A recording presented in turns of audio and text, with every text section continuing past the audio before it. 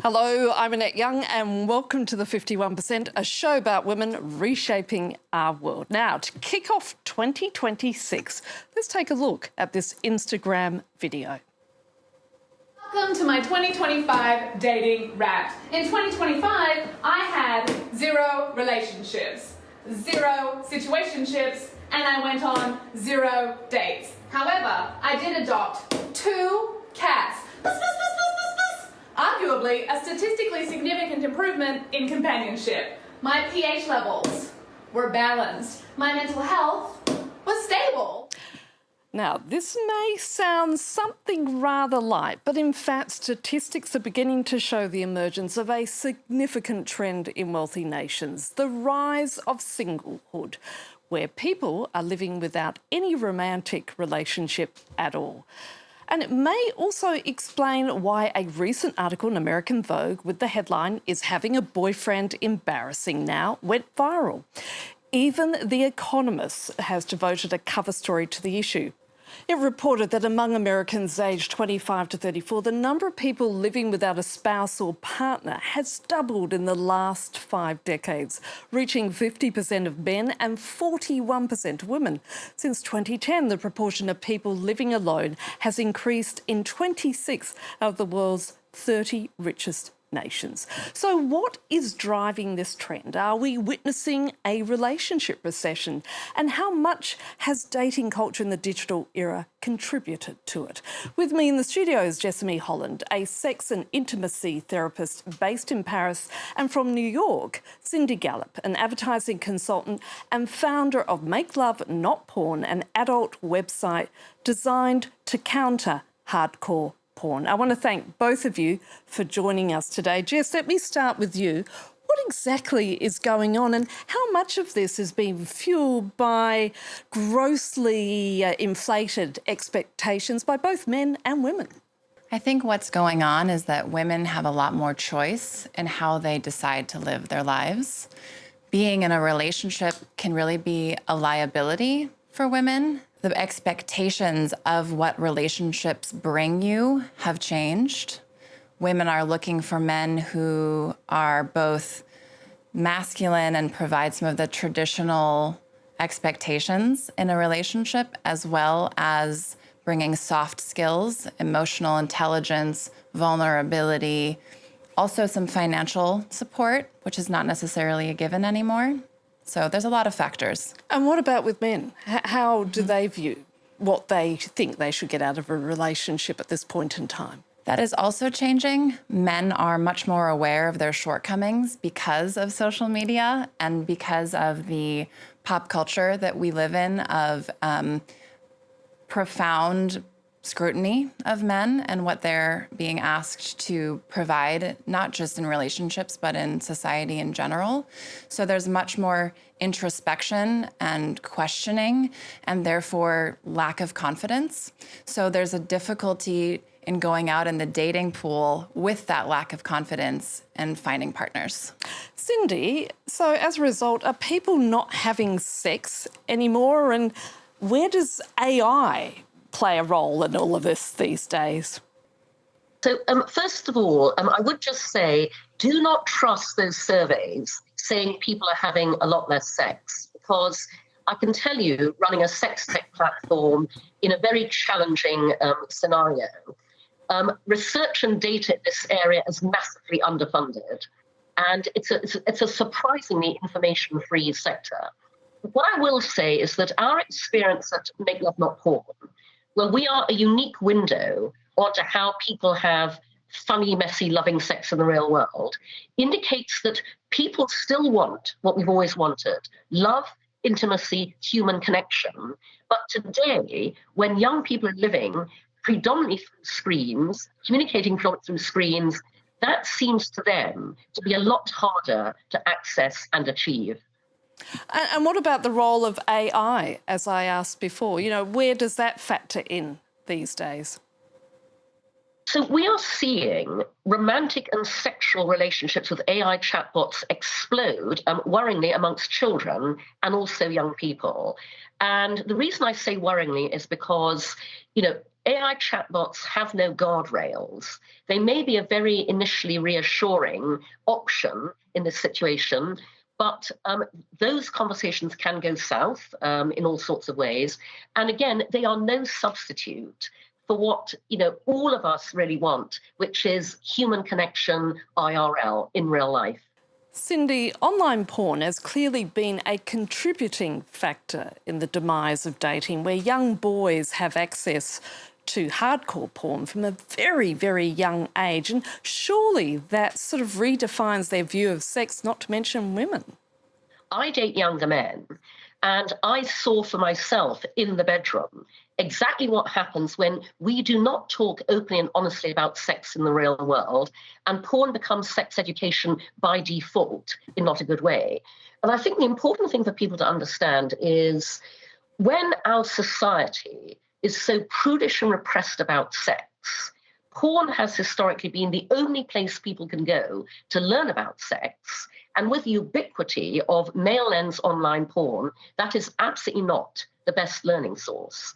At Make Love Not Porn, we show you what loving, wonderful, consensual sex looks like in the real world.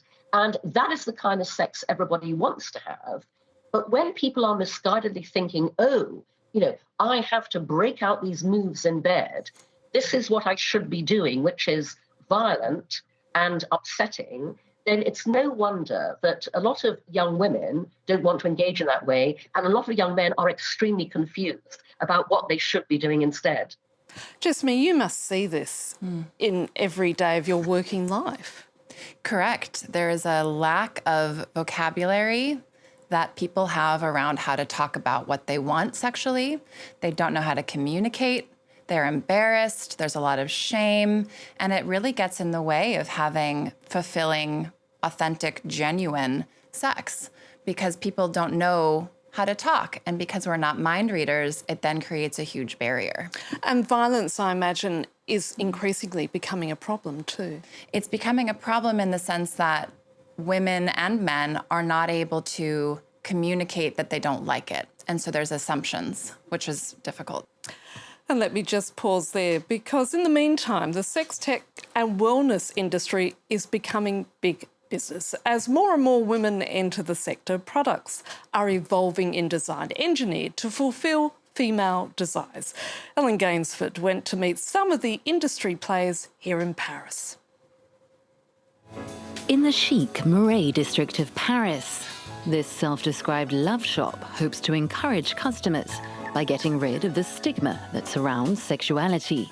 The idea is to have shops that are open and welcoming, without the side that is dark or hidden and shameful, the image that sex shops used to have.